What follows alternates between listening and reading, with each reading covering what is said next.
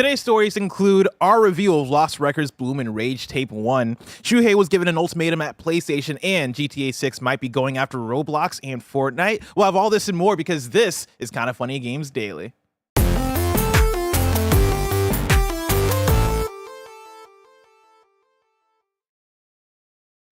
Yo, what's up? Welcome to Kinda Funny Games Daily for Tuesday, February 18th, 2025. I'm one of your hosts, Blessing, Adeoye Jr. Joining me is the Lock, the Tastemaker, Roger Picorni. It's good to see you. First try. First take to be great. Bless, I had a transformative experience last night. I know. Tell me about it. Of course, I'm somebody that experiences FOMO pretty heavy. And y'all came to me yesterday. Well, Tim came to me and was like, yo, we're going to go watch Captain America. Yeah. Like the new one that's in theaters right now. Yeah. And I looked at Tim and with Carl Jacobs, right? And it was going to be a very fun time. Yeah. And I looked at y'all. I looked at Tim and I was like, that sounds so fun. No, I'm not watching. You can't make me watch that movie a second time. I'm sorry. Yeah, I'm sorry. Leanza and I went. Leanza hates that fucking movie. I hated that movie too. But I was like, you know, it's 40X. It's Carl Jacobs. I can't not, go see this movie again. And man, 40X blew my back out. Holy shit. It was rocking. There was one moment when Captain America, not a spoiler, but I guess spoiler, gets stabbed a little bit, just a little bit. It has no bearing on the movie. You know what I mean? Just a little bit of a stabbing. And the seat stabbed me. It did a thing where just pushed the back of my shoulder blade, and all of us just looked at each other. Me and Andy were like, what the fuck is happening? That's awesome. Andy had soda spilled all over himself, and then he has to in between the Hulk fight, he had to start sucking off the soda in order to get the soda down to a level where it's not going to spill on him again. Sucking himself off. Yeah, exactly. Always sucking off that soda. And then by the ending of it, I got launched a foot in the air because I was just kind of leaning back in my chair. And then the Hulk thing started. And then I was like, oh shit, I'm in a bad situation. So I need to get up fast, right? I need to sit up. So I was like, let me do this really fast. And as I did it, the fucking Hulk thing started moving, and then I just launched myself a foot in the air. Jesus it was Christ. Awesome. Yeah, 40X is incredible. That was the other thing with it. It is a 40X. It was like, wow. I was like, I'm not going. That's the best part, though. It's the only good part about it. That movie I don't sucks. like 40X, man. What was the movie you watched? What was the last? Spider-Man Into the Spider-Verse. Was it your first time? Yeah, watching that's a good movie. It was my first time watching it. It was That's the 40X, problem. and the 40X ruined the movie for me. You gotta go to only bad movies for this because it makes bad movies good. Jungle Cruise. Here's the thing with 40X is Roger. Did you ever get bullied in high school? Is that a question? Sorry, my bad. I should have assumed. 40X feels like it's bullying me, right? Yeah. I'm in that chair, like you mentioned, right? Just a little Your jerk. back's getting blown out, bro. A little crazy. stab in the back. A little. I'm gonna fucking take you, lift you in the air real quick. I'm gonna throw water at you, and I'm like, what the fuck did I do to you? Yeah. This chair is just fucking slapped me around. I mean, awesome. I just want to watch my movie. Yeah. I just want to watch Spider-Man. I want to get into the Spider-Verse. It's the funniest thing because they have no options to turn off the chair, but the only thing they have is turn off water. The water that spritzes at you once during the movie. That's the only option you got though. You're stuck. I'm in that chair, getting all the symptoms of a swirly. I'm feeling in that moment, in that 40X chair. The wetness, the being turned around, everything. I'm get me out of here. I don't like the shame. Why did I spend $30 on a ticket? Exactly. But yeah, you had a good time last night. 40X, it was so Captain fun. America It was did a great time. It was a great time. Did you like the movie better the second time? No, fuck that movie. Halfway through because there's no rules in a 40X theater, right? So me and Andy just out loud halfway through the movie just said this movie sucks, out loud, and just movie sucks. Bad movie sucks. But it was a good time. Good time with friends. You know what doesn't suck? Video game news. Let's talk about it. Because remember, this is Kinda Funny Games Daily. Each and every weekday, we run you through the nerdy news you need to know about live on YouTube, Twitch, and on podcast services around the globe. If you love what we do, support us with the Kinda Funny membership on Patreon, YouTube, and now Spotify and Apple Podcasts to get all of our shows ad-free, watch us record them live, and get a daily exclusive show. For a chance to be a part of the show, submit your thoughts and opinions as YouTube Super Chats as we go. Housekeeping for you. We're an 11-person business, all about live talk shows. Today, after Kinda Funny Games Daily, you're going to get GAMESCAST, which is our Like a Dragon Pirate Yakuza in Hawaii review featuring Roger, featuring Snowhack Mike, and featuring the one and only Brittany Brombacher. So you're going to want to tune in for that. After that is the stream. That is us playing 2 sponsored indie games back-to-back. Those are Monaco 2 and Lost Skies. Exciting. Very exciting stuff. If you're a Kinda Funny member, you can get today's Gregway. Thank you to our Patreon producers, Delaney Twining, Carl Jacobs, Omega Buster, and Karen Lindener. Today we're brought to you by Built Rewards, Factor, and Stash, but we'll tell you about that later. For now, let's start with what is, and forever will be, the Roper Report. It's time for some news. We have 6 stories today. A big Lakers does it! Starting with our number one, ladies and gentlemen, and MBs out there, introducing to the stage the one and only Joey Noel, because we're going to talk about Lost Records Bloom and Rage. Yeah, you're good. We're going to review Lost Records Bloom and Rage Tape 1. All three of us sitting here have played it, have beaten Tape 1? Have beaten tape one. Have beaten Have Tape 1. comprehended it on different levels, maybe. Yeah, we had some conversations about things that happened that, some people might have missed because they were prepping kind of feudy in the last scenes of this game. Before we get into it, I do want to do a quick review roundup for you. Right now on Metacritic, it is sitting at a 76. On OpenCritic, it is sitting at a 75. Rachel Watts at Games Radar gave it 4.5 out of 5 stars and says, I'm blown away by Lost Records Bloom and Rage Tape 1, and if this continues into Tape 2, Don't Nod will have totally captured the core essence of its most iconic series, blossoming into something new and brilliant. Tom Phillips at Eurogamer gave it 4 out of 5 stars and says, what's here already, though, is an intriguing mix of familiar and new, not an offbeat road trip, and not just another high school adventure. After such a lengthy wait, it's great to see such a confident return. And Graham Smith at Rock Paper Shotgun gave it an unscored review and said this, look, I can talk all day about the parts of Lost Records that didn't work for me. If I hadn't been playing it for review, I probably would have stopped after a couple of hours and never gone back. As it is, I reached its climax, and it finally introduced the drama and the stakes that were missing from the rest of the story. Lost Records is bland, derivative, lacks momentum, does not reward player agency, and it twice made me cringe so hard that I had to look away from the screen. I wish it was half as long as it is. I wish it had learned to let go of the ideas that had lost their power, like Sarah does in Labyrinth. A lot of Labyrinth references in this review. I wish it had learned you can tell your coming of age story about a teenage girl with energy and originality, like Labyrinth. I am, despite all of that, looking forward to finding out whether any of it pays off when the second and final part releases on April 15th. I didn't realize that's what Labyrinth was about. I haven't seen Labyrinth in a long time. And maybe I need to rewatch it because that was not really tracking with me. To be fair, I did hop in at the end of the review, so I'm sure There was a lot of other Labyrinth. There's a labyrinth of Labyrinth. There's a lot of setup for the Labyrinth references there. Roger, Oh, hi. I want to start with you. What did you think of Lost Records Bloom and Rage Tape 1, the first half Tape of the game? 1. Yeah, so this is different than the other Life is Strange games or the release strategy, right? Some of them are just the entire game. Here it is. The other ones were, hey, this is 5 episodes broken up. This is just 2 tapes. It is one half of the game and the other half of the game. So with just the first half of the game played, I would actually agree more with Graham here. I would give this game a 7 out of 10. I don't think I'm as harsh, but I do agree with a lot of his points here. It takes a lot of time to get to the point and the drama of this game. It is, at the core of it, a slice of life game until the very, very ending of it. And a lot of the drama that it sets up in the first half of this, usually in a normal Life is Strange game, would have been contained to just the first episode. Like literally 1/5 of a Life is Strange episode is equivalent to an entire half of this game, if that makes sense. So yeah, it takes a long time. But I will say I was, by the ending of it, into these characters. I felt like them taking the time was very, very on purpose, and it was deliberate, and it feels like Don't Nod is trying to buck the trend of Life is Strange on purpose to, I think, varying degrees of success. I don't think that this is just them taking their time just to take their time. They're trying to be like, hey, we made Life is Strange, we created this formula, now we're going to try to change it up a little bit. But either way, I enjoyed my time. Will it continue to, feel by the ending of the next tape like, hey, this is worth my time? I mean, this feels like deja vu after us talking about Life is Strange Double Exposure, right? Where we played the first 2 episodes. We're like, this is pretty good.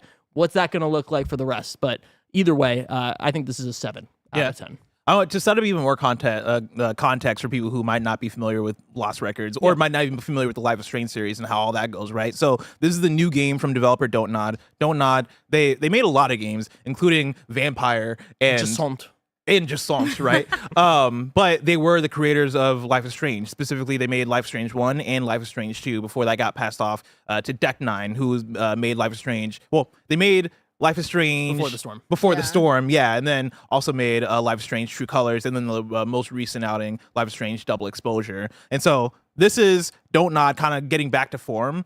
they've had games like this in the past. They made, I believe, Tell Me Why. Tell Me Why. They also made Twin Mirror, which I've never heard. Shit, I I've never forgot heard about that anybody one. talk about Holy Twin Mirror. Shit. So for context, that's where we're coming in with this one, right? This one was shown off, I believe, in the last year in game showcases. We saw trailers, and from the trailers, it was, oh, okay, this seems like a return to form. They're trying to go back after that Life is Strange style formula again. You got teenagers hanging out with some mysterious, element being introduced. Coming of age. Weird, colory Yeah. things. Bisexual lighting. Yes. Yeah. Exactly. So with all that said, Joey, what are your thoughts on tape 1? I'm pretty similar to Roger. I think it's like a fine game. It's the problem that we have with every one of these Don't Nod Life is Strange games, which is the setup is interesting. Can they land the plane? This one I have less confidence in, I think, than Double Exposure, just because of the way that this first chapter ends. As I was playing it over the last few days, I kept going back to the conversations that I have with people about M. Night Shyamalan, where M. Night Shyamalan movies used to be about the twist. And now it's kind of like, here's this interesting scenario and how do people work through it? And I think that's very much where this game is compared to past Don't Nod games. I mean, there is like a reveal, I guess. I don't know if I would like call it a twist. I like the setup that it's kind of Yellow Jackets-ish, where you have older characters and then you see them flash back to their younger characters. That's the part that's set in 1995. I'm always going to be a sucker for like a 90s kind of like girl hang story. I think something that I didn't feel super attached to all of the characters. I think where Life is Strange really dials it in is the one-on-one relationships. And I think you have a bigger friend group this time, and it's harder to have those connections to those characters when you're trying to make those connections with multiple characters, obviously. So I don't feel as connected to the characters when we have kind of more of those like heartstringy moments, because I feel like I'm like, which one were you? And then like figuring out like, oh, well, this thing happened, but I really focused on my relationship with you and like that kind of stuff. So that's the part that I kind of was iffy on. The music I think is great. I did not like the double exposure like mechanic of the last Life is Strange game. I think the camera stuff on this worked for me because I love collectibles and like the way that they have it listed of like, you have all these tapes that you're making because you're doing this like amateur filmmaking thing. And so they have all of these like, you're making a tape for each of your friends and you're making a tape for different locations and characters and things in the forest and stuff. And so it tells you like how many more you have for each of those things. So put me in the forest with a camera and I'm going to go find all those dumb birds and all that stuff. Like, I love that. And I think that I haven't looked at the trophy list, but I think that would make me go back and like maybe clean it up a little bit because I could just skip through the dialogue and not really care about it. But there were some things that I felt like were harder for me to figure out at the beginning of the game, but once I played more, then it wasn't a big deal. Yeah. What did you think? So I got a lot of thoughts. It's funny because right before this episode, I finished the tape 1 on Sunday. After I finished, I was like, I gotta write down notes. I never found the time to write down notes until 5 minutes before we sat down to record here. And as I started typing, it just came out like so naturally of like the amount of thoughts I have about this thing. I want to preface by addressing, because I saw some people in chat being like, where's Greg? This is a Greg ass game. One, I'll say that February, very busy month. So busy. Yeah, Avowed came out this month. Guess what? Monster Hunter is coming out this month. The Dice happened. So Greg is a very busy man. And so, he can't be in all places at all times. But I'll also tell you that all three of us here are very big Life is Strange people. And so we are part of the crew that you want to hear talk about this game. I bring that into this to say that I think playing this game right after playing Double Exposure has been a very interesting framing of how I am feeling about it as I am playing through tape 1, because I almost feel like this is the anti-Double Exposure in the sense of I came into this game thinking it was going to be another Life is Strange, even though it's not Life is Strange in title or IP. I thought it was just going to be another one of those, and I love those, right? I think after we reviewed the first half of Life is Strange Double Exposure, one of the things that I said was that playing Life is Strange feels like drinking like a cup of like hot cocoa. There's something that is comforting. There's something that is familiar. There's something that is, I think, nice and digestible about the way they approach writing, the way they approach like the character work. It is all very, I don't know, easygoing and gentle, and there's something about it that is just comforting. Lost Records doesn't feel that way. Lost Records for me, I came in day after day looking at Roger and being like, yo, Roger, when is anything going to happen in this game? Like, I was waiting for the MacGuffin. Yeah. I was waiting for some big element to come through and really switch things up or move things forward. And I was very surprised by how much this game takes things slow. And it spends most of its first half just building up relationships between characters. And that's not how Life is Strange does things, No. right? Like, not at all. Yeah. And I was very impressed by that. And I'll say I was very impressed after finishing this episode, but I was also very frustrated while playing this game because it is me kind of being bored, kind of being like, all right, where's the thing? All right, like, is anything going to happen? I'm here with the camera, and to what Joey was explaining, I do like how the camcorder stuff is basically, the game's collectible system. So you were recording just random shit. You're in your bedroom just recording your cat. It is genuinely impressive. Like from a video editor perspective and just that perspective, it was awesome. Like that's perfect for me, where you are recording everything and then you can rewatch everything in the menu, and it has a voiceover of your character explaining kind of the putting the framing of the documentary that they're making, and you can also edit the little video snippets that you have. So it's not super deep, but it's like deep enough that gets me excited to record the birds and find them all and do it all. I think if you're like a photo mode person, you're gonna have a lot of fun with this. But if you just like collectibles, you could just record like for some of the things, like the same things 10 times in a row and be done with it. Yeah. So like it kind of plays to a lot of different play styles. There are some where you have to like they kind of gate you. Yeah. You only get a couple at a time, but And I really liked it. And to loop this back to like, and my Life is Strange double exposure thing, right? Like, double exposure, that first half of that game, in my opinion, started so strong, and then it lost me and I think all of us so hard in the second half. So hard. Where this first half of this game for me was the flip of the first like 80% of tape one. I'm like, oh man, I would stop playing this if I wasn't so invested in this kind of game. If I wasn't so down for a don't nod narrative, like coming of age story, I would have dropped this in hour 2. But I saw it through, and after finishing tape 1, I'm kind of like, yo, I could see this picking up really well in the second half of this because they leave things in a really interesting place, right? Like, I think this is one of those ones that I could see myself finishing tape 2, looking back and being like, oh, the build was worth it. But here's the thing, like I finish this, I say positive things about this because I do think it is a solid piece of, a solid first entry or first half of this game. But I kind of had the moment where a few days later, I looked at Leanza and I said, this is crazy, but let's say, God forbid, Don't Nod is like, hey, this is a Concord situation. We're funding all the money. We're not going to release a tape 2. I would be like, cool. Like I'm not really that. I'm like, You're not dying. I'm for the not next dying, one. and that's the crazy thing about this is that like Life is Strange at the ending of pretty much every episode. That's how good that game was, or all those games are. Is that you're like, fuck, I can't wait. Oh my gosh, Ooh, that's a crazy, that was that's a fun. crazy Yeah. twist. Yeah. A twist. That's a crazy cliffhanger. At the ending of the halfway point of this game, there is not that, right? It is very much focused on, again. Everybody, like, if you're going into this expecting Life is Strange because of Don't Nod, which I understand, and the marketing kind of leads to that, it is that, but it's not that. Remember that this is going to be something that is more character-based. It is a slice of life thing. It is more akin to, I think, the Greg Miller games of the world, right? Where you're Yeah. just walking around, you're talking to people, and of course, there is a supernatural twist to it of it all, right, that you will see at the ending of this tape, but, it is just kind of walking around, getting to know these characters, so...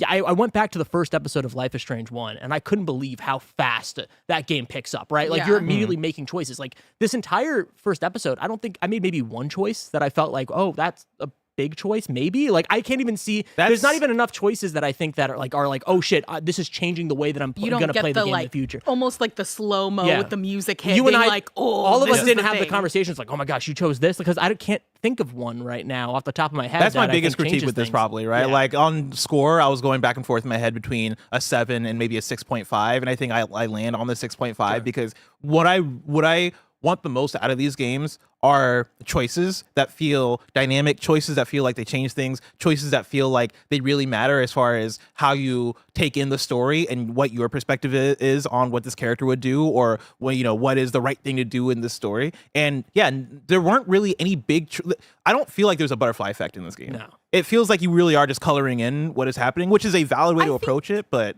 I think you're strengthening your relationships, and I think that maybe in the second half that'll play into more things. I'm hoping, fingers crossed, because if it doesn't, then I feel like that is going to be like majorly disappointing to have your choices truly not really mean anything. But the cool thing about this is that I felt like there was a lot of really interesting ways that they played with time and the dynamics of looking back on certain events, right? Again, like the whole game is focused on your main character, Swan, and you're talking to one of your old friends who you meet up 25 years later, 20, 30 yeah, it's years later. 1995 to current, so I think it's even 30 years. Yeah, so 30 years later, you get a mysterious package, and you guys have to kind of reminisce about the past, about a summer that you guys all shared in order to kind of figure out what this package might be about, right? So it is in the past, when you're playing in the past, you're picking up items, and then the current version of you or your current version of your friend are talking about that and going back and thinking about, oh my God, I can't believe I did that thing. Like, that was interesting to me. That was really interesting to me. And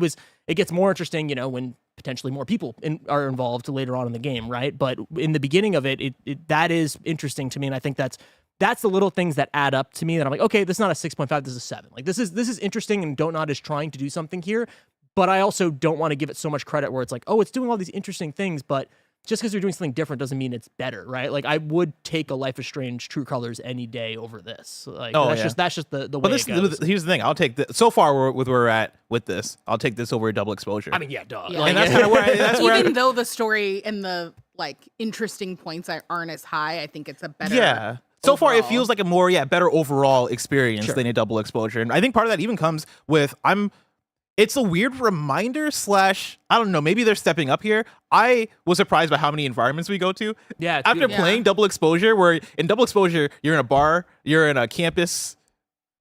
I forget if you're anywhere else. You're in her house, You're in the her quad. apartment, Oh, yeah, you're in an and apartment. then you have yeah. those the fine arts building. The Yeah, the fine Fab. arts building, the Fab. But here, I am looking around, and I'm like, I can feel the budget here, right? Like, And the areas are way bigger. the areas are bigger. You're seeing more of them. I think there's a presentation here that works. I do wish that there was a performance mode, because I don't love the frame rate of it. I wish it was.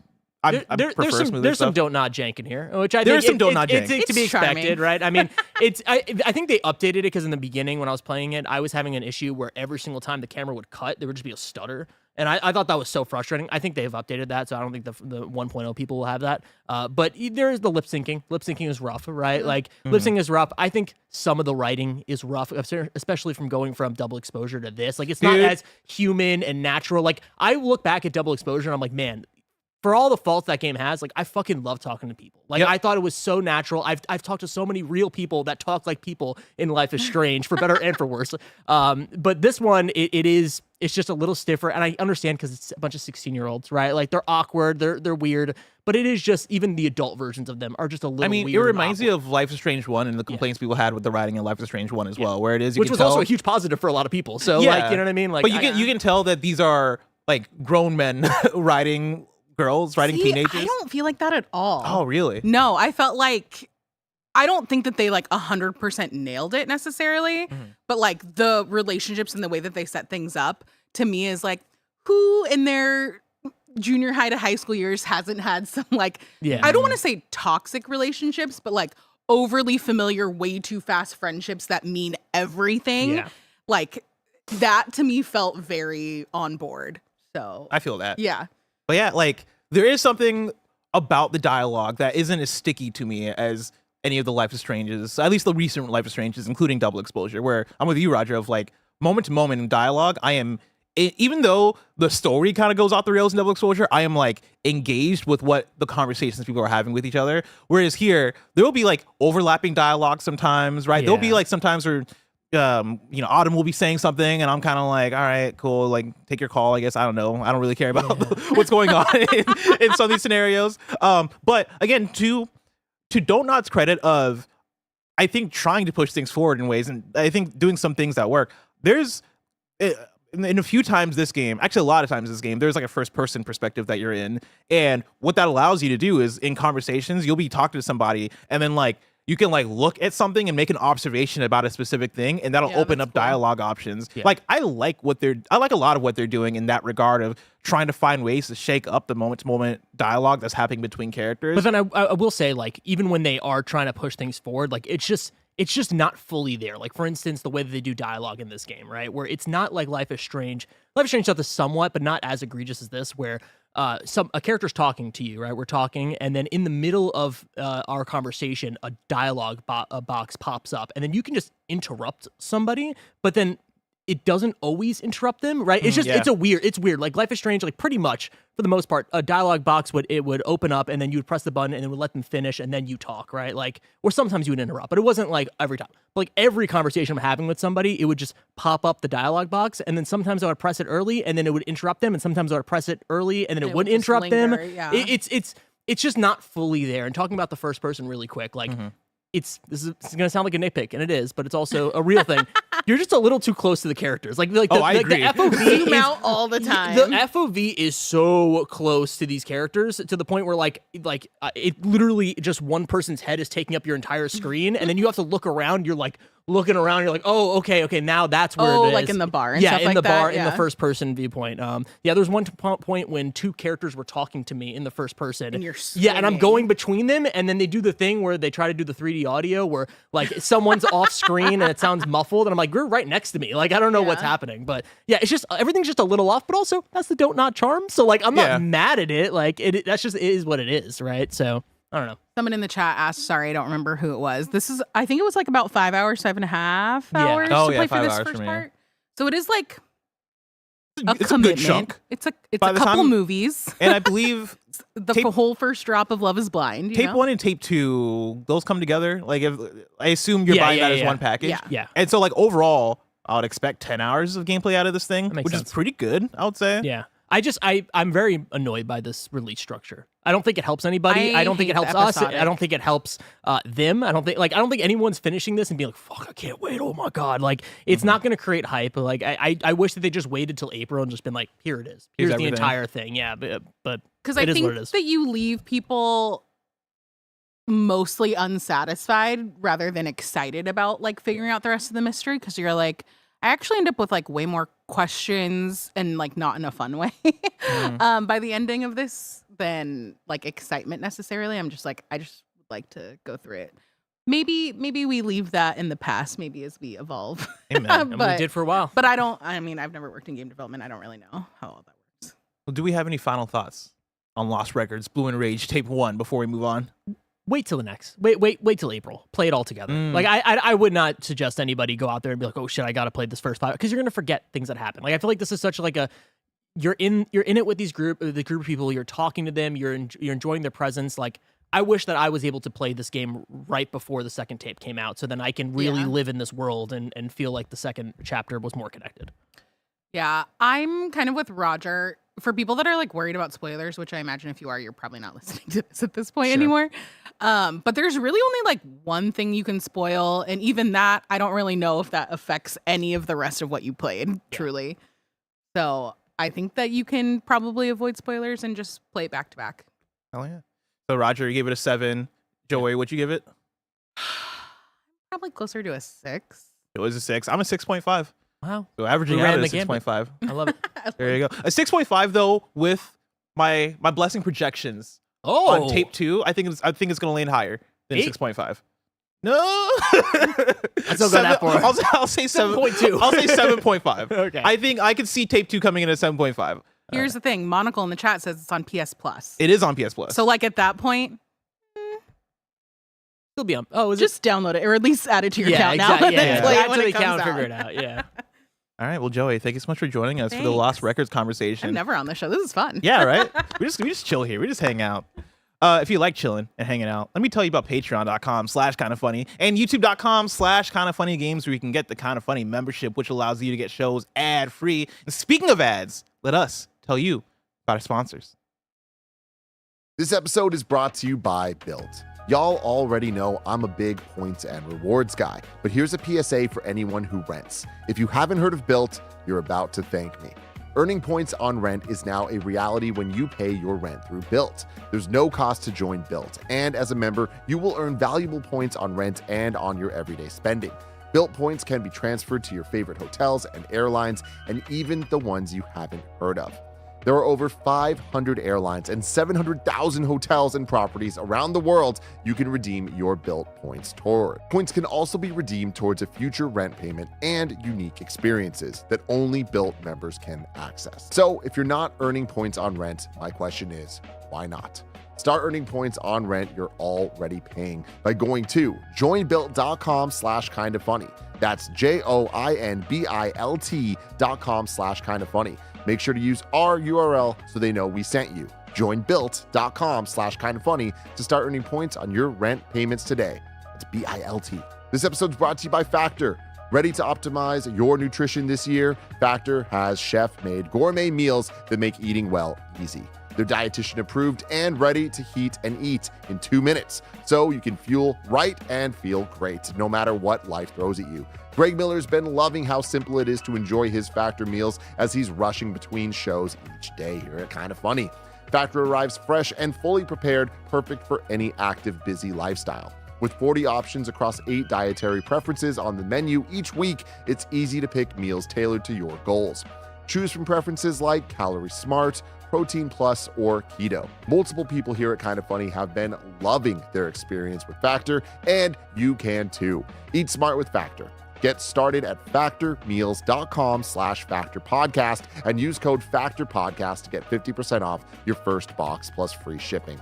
That's code FACTORPODCAST at factormeals.com/factorpodcast to get 50% off plus free shipping on your first box. This podcast is brought to you by Stash. Saving and investing can feel impossible, but with Stash, it's not just a reality, it's easy. Stash isn't just an investing app. It's a registered investment advisor that combines automated investing with dependable financial strategies to help you reach your goals faster. They'll provide you with personalized advice on what to invest in based on your goals, or if you want to just sit back and watch your money go to work, you can opt into their award-winning expert-managed portfolio that picks stocks for you. Stash has helped millions of Americans reach their financial goals and starts at just $3 per month. Don't let your savings sit around. Make it work harder for you. Go to get.stash.com/kindafunny to see how you can receive $25 towards your first stock purchase and to view important disclosures. That's get.stash.com/kindafunny. Paid non-client endorsements, not representative of all clients and not a guarantee. Investment advisory services offered by Stash Investments LLC, an SEC-registered investment advisor. Investing involves risk. Offer is subject to T&Cs. And we're back with story number 2. Shuhei Yoshida says he had to take PlayStation's indie role or leave. This is Jordan Middler at Video Games Chronicle.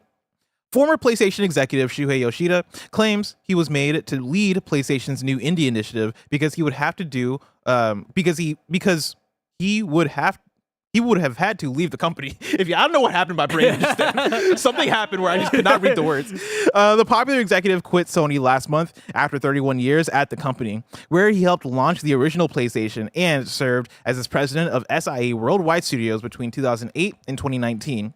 In 2019, it was announced that Yoshida had stepped down to work on a new initiative focusing on building relationships with indie developers, with Herman Hulst replacing him as president.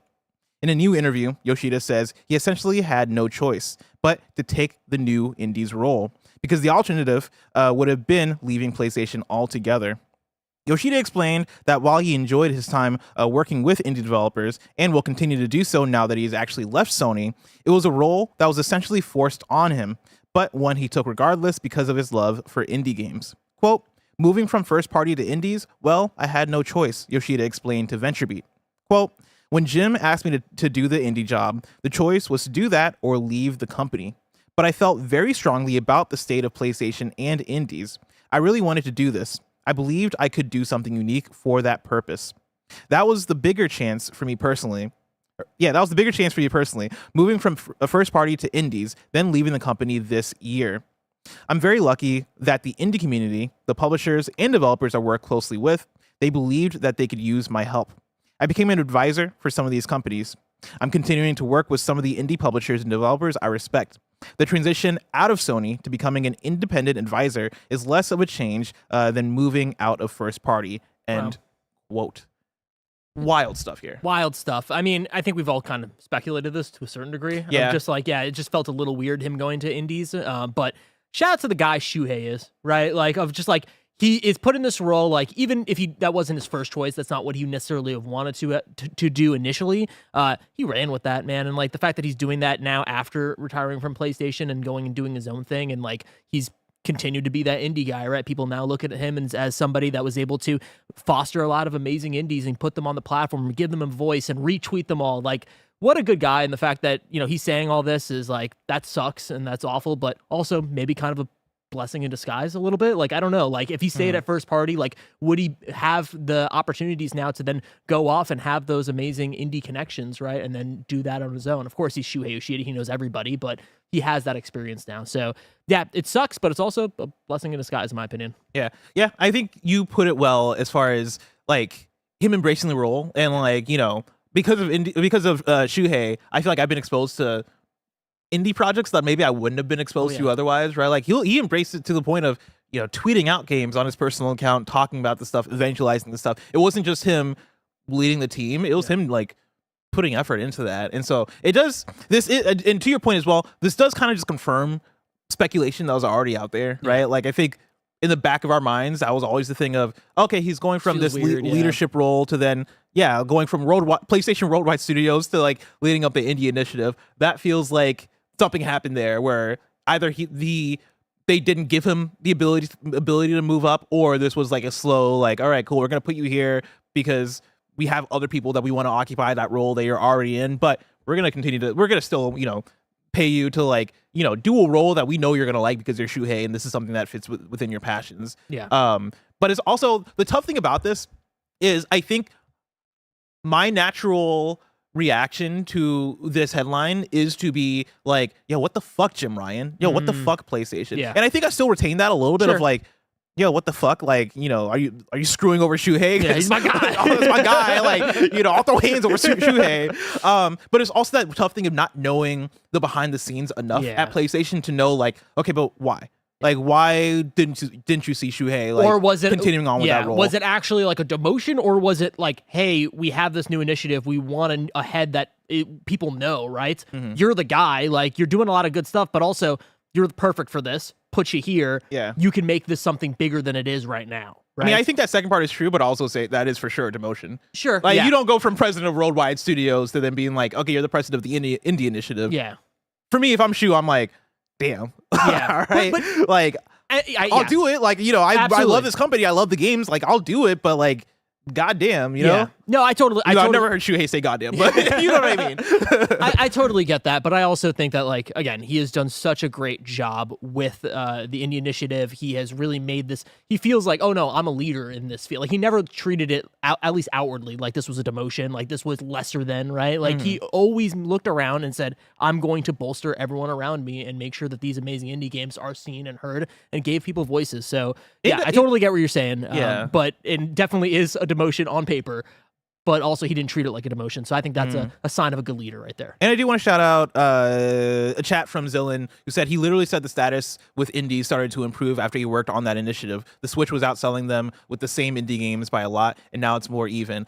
I would say I agree with that assessment of once PlayStation started going harder with PlayStation indies, right? Like, they made that part of a branding. That was around like 2020 with the PS5 coming in and all that stuff, right? Like, they made PlayStation indies a thing, and I think that was really good for them. You know, that started, I associate Chicory with PlayStation, right? Like, I associate, they did, well, I was gonna say Little Devil Inside, that game still ain't out yet, but there's a number of indie games that, because of that, right? Things like Rollerdrome, I know Bugsnax. Bugsnax, that was a right? launch title, but also at the PlayStation 5 launch event, which is crazy. Think that's a very good example. I was gonna say even Kane of Bridge of Spirits, which I know was like more like they were more partnered with PlayStation, I think, in a more deeper way. But things like that, I think, are big wins on that side that don't only bolster the indie titles, but also bolster the PlayStation library in a way that is meaningful. And so I think he did a great job with that. And I hope to see that flag continue to be carried. And somebody in chat says Sifu, which is a really great shout out for that as well. Story number 3, GTA 6. Rockstar is reportedly planning Roblox/Fortnite-style user-generated content. This is Andy Robinson at Video Games Chronicle. Rockstar has reportedly met with the top Roblox and Fortnite creators about the potential to build custom game experiences inside GTA 6. That's according to a new report from Digiday, which cites 3 industry insiders with knowledge of the meetings. It is claimed that Rockstar is planning to allow creators to modify GTA 6's game environment and assets to bring their own intellectual property into its sandbox. Creators in other user-generated game platforms such as Fortnite and Roblox can generate revenue by receiving a portion of their virtual item sales. Notably, in 2023, Rockstar acquired CFX.re, the group behind some of GTA 5 and Red Dead Redemption 2's most popular modding tools. Makes sense. GTA 5 role-playing exploded in popularity in recent years. The mod, which sees players using the framework of GTA to create brand new game modes, is monetized by charging users subscription fees to participate. According to Digiday, Rockstar's recent conversations with content creators have remained relatively open-ended. Quote, "It is unclear exactly how creators would benefit from bringing their IP and audiences to GTA 6 beyond the exposure that would come from having a presence inside one of the world's most popular gaming properties," it says. Roger. Hi. What does this do for you? I mean, that was such an aha moment when I saw this, right? Like I was like, oh, duh, right? Like, of course they're going to do this. Of course they're going to focus in on trying to get some of that Roblox, Fortnite's custom create. I mean, they already kind of have that, right? Oh, they've been doing that. to a certain extent, right? Yeah. It's limited in the sense that you can build maps and stuff, but it's not as fleshed out as like a Fortnite or like a Roblox. But being able to give people just like, hey, here it is, and also potentially leave room for collaborations and, you know, skins and Do you see what Kevin's playing right now? It is the GTA 6 trailer recreated in Minecraft. That's beautiful. How is that not perfect for this? Don't fucking judge me. It's hilarious. No, that's fantastic. That's beautiful. It just didn't hit me until halfway. I was like, what is this? That's beautiful. That's beautiful. That's so good. Yeah, but it makes so much sense, and especially them buying out the modders, CFX.re.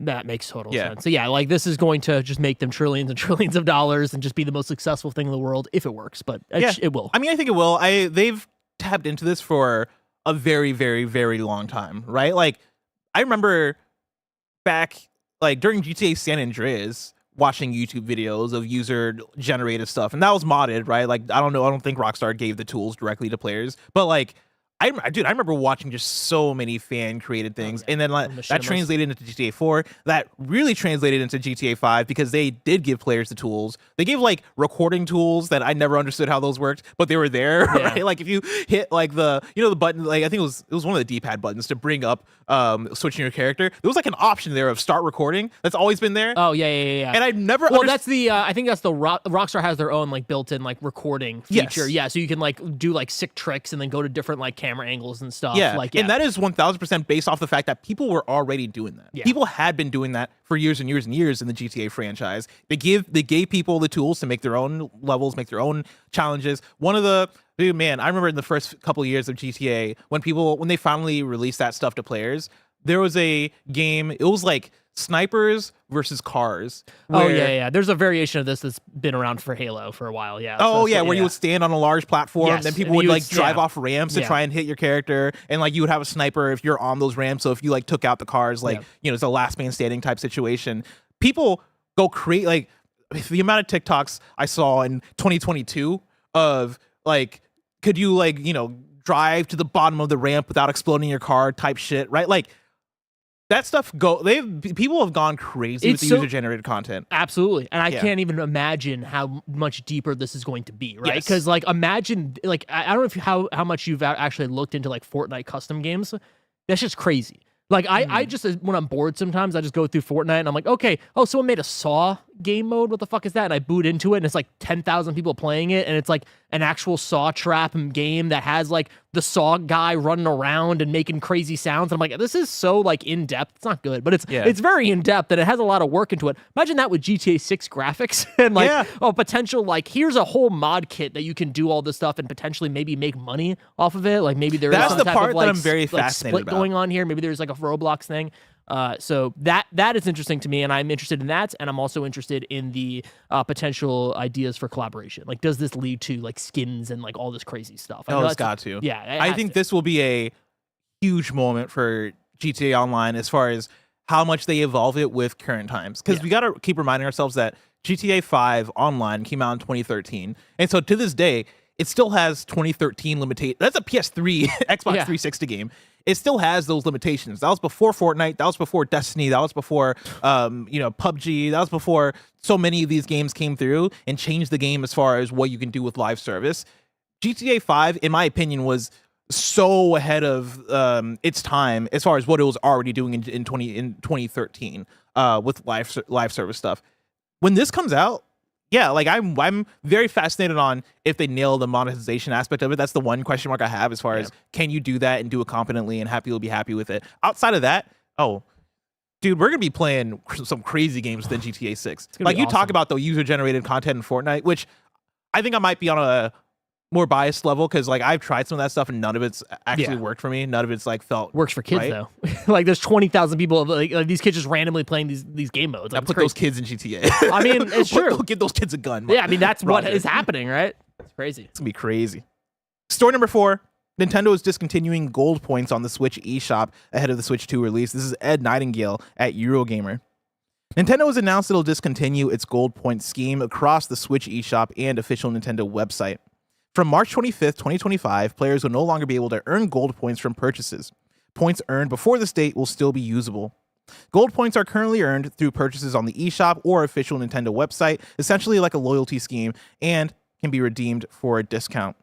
Pre-orders for digital games made up to and including March 24th, 2025 will still earn gold points, regardless of the game's release date.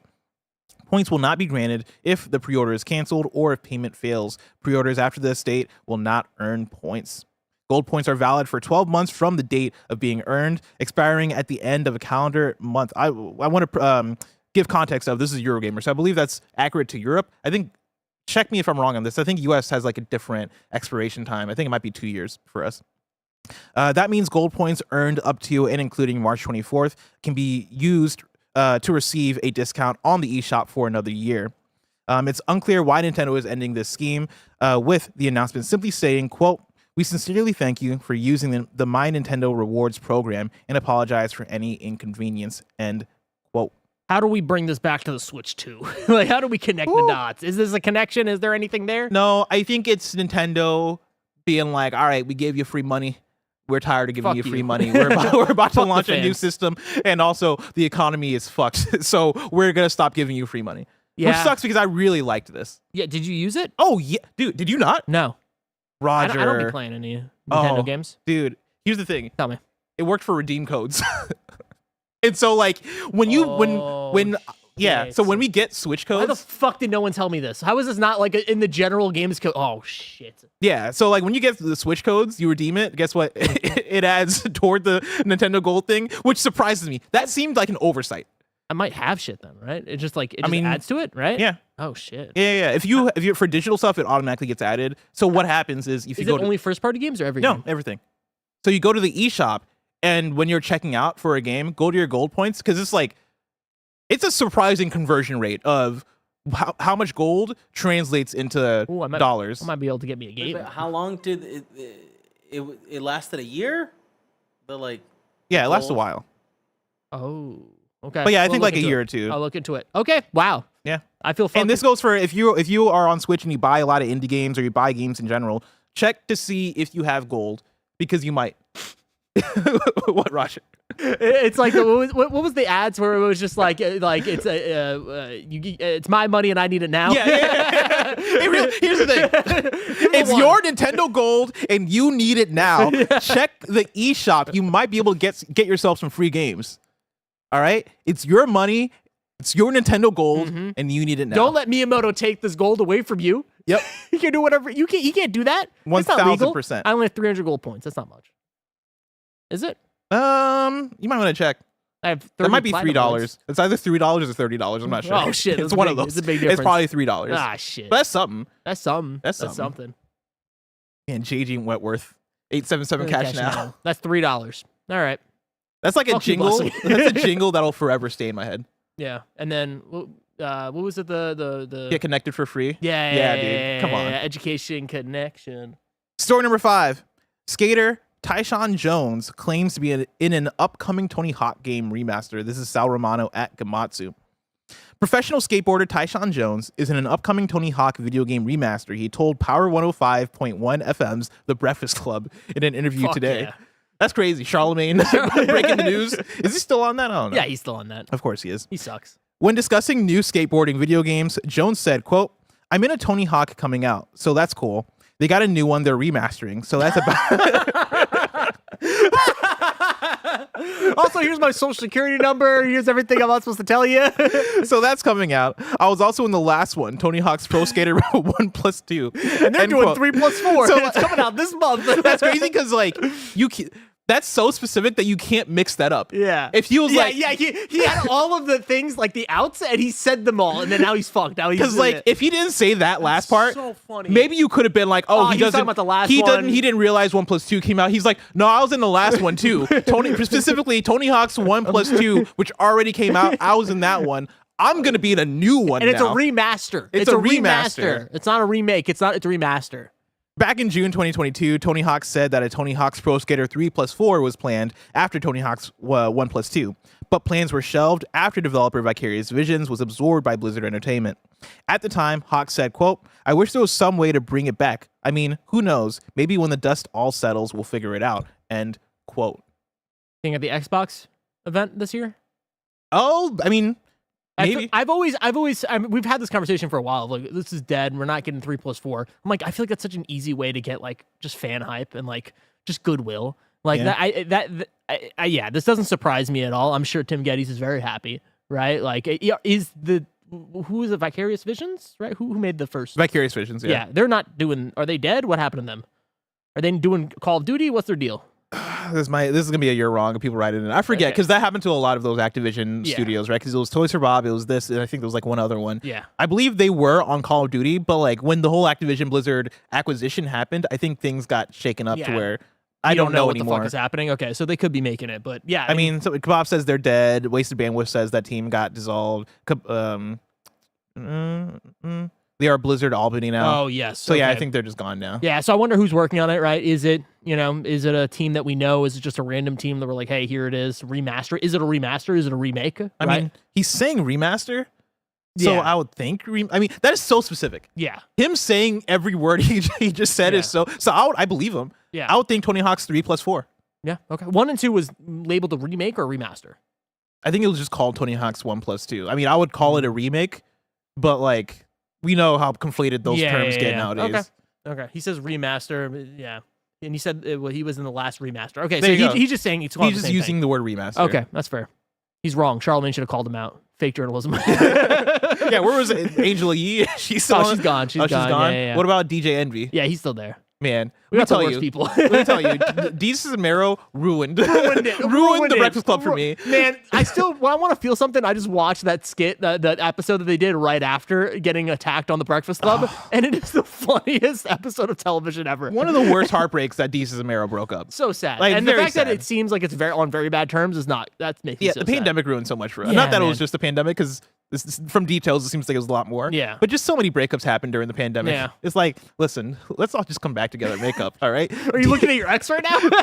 Come back. Yeah, I miss you. I miss you. I miss her. I miss you. Roger, me and my ex got back together. That'd be big. That'd be huge. But if I wanted something small, say the tiniest news I needed to know about, where would I go? You'd go to our last story, the Wii News channel, where we cover all the small news items you need to know about. Story number 6. It's still Wii News. I was waiting for it. But of course, buttons are doing weird things today. There we go. Coming to Game Pass, today we're getting Avowed. On February 20th, you're getting EA Sports F1 24 and Warhammer 40k Rogue Trader. That's not real. And on February 25th, you're getting Watch Dogs Legion. Woo!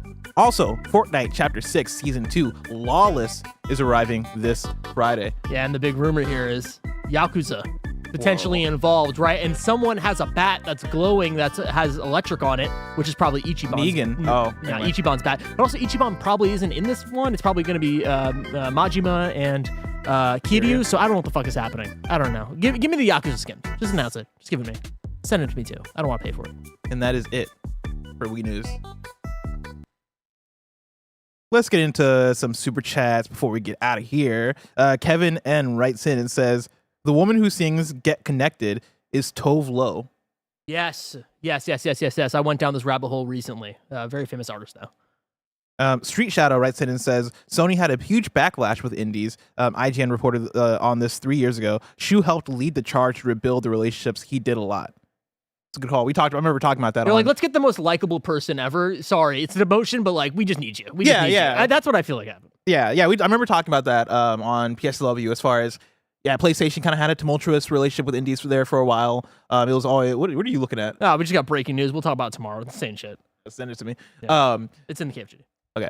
But yeah, it was always the thing of like indies having trouble developing on PlayStation, or like those relationship, like the communication being off, and just a number of things, right? So yeah, it is lovely having somebody that is, to your point, very likable, somebody who knows the ins and outs, somebody who's been around for a very long time, somebody who I think is able to carry that flag for indies and like get that relationship going in a very strong way. So again, Shuhei embraced that shit. Shuhei was great at that shit. Yep. But still unfortunate that like it feels like more of a, hey, you have to do this, as opposed to like, I don't know. In the words of John Cena, he acted like a champion even without the belt. Damn. You know what I mean? Fuck. That's real. That's a real shit, bro. That's real. Fuck yeah, John Cena. Before we get out of here, let's hop into You're Wrong. Of course, you can write in and let us know what we got wrong as we got it wrong, so we can correct it for those watching later on YouTube and listening later on podcast services around the, the globe. I just saw the breaking news. We just say it, like just say it, and then we'll. Okay. Yeah, we'll say it, and we'll cover it. We'll talk about tomorrow. This comes from. Actually, let me click in to see where this comes from. Noble is tweeting it. Yeah, and it's from the LinkedIn of the director. Oh, okay. So NetEase has laid off Marvel Rivals director and his team. This is this is from a LinkedIn post from Thaddeus Sasser. This is such a weird industry. My stellar, talented team just helped deliver an incredibly successful new franchise in Marvel Rivals and NetEase games. ... And we're just laid off. I'm gonna save the rest for KFGD tomorrow because that's gonna be probably the headline. That's fucking insane. We're falling apart as an industry. What are we doing? What the fuck are we doing? What are we doing anymore? This is like trading Luka Doncic to the Lakers. What are you doing?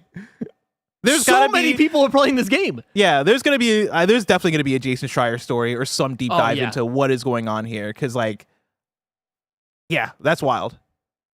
That's wild. Legendary back fumbles being happened. I did see someone say something very funny. They're like, Marvel Rivals didn't sell well.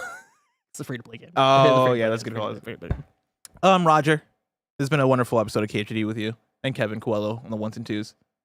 Of course, after this, you're going to continue. Yeah. Because you're going to review Like a Dragon Pirate Yakuza in Hawaii. Did I nail that? You fucking nailed it, bro. Come on, bro. He was on that. And of course, Brittany Baumbacher is going to join, along with Snow Like Mike, host who has played it, who's played the game, who's played it. Come on, who's played it's it. Be a conversation you're going to want to tune into. But this has been Kind of Funny Games Daily. Each and every weekday, we run you through the nerdy news you need to know about live on YouTube, Twitch, and on podcast services around the globe. If you love what we do, support us with the Kind of Funny membership on Patreon or YouTube to get all of our shows ad-free, watch us record them live, and get a daily exclusive show.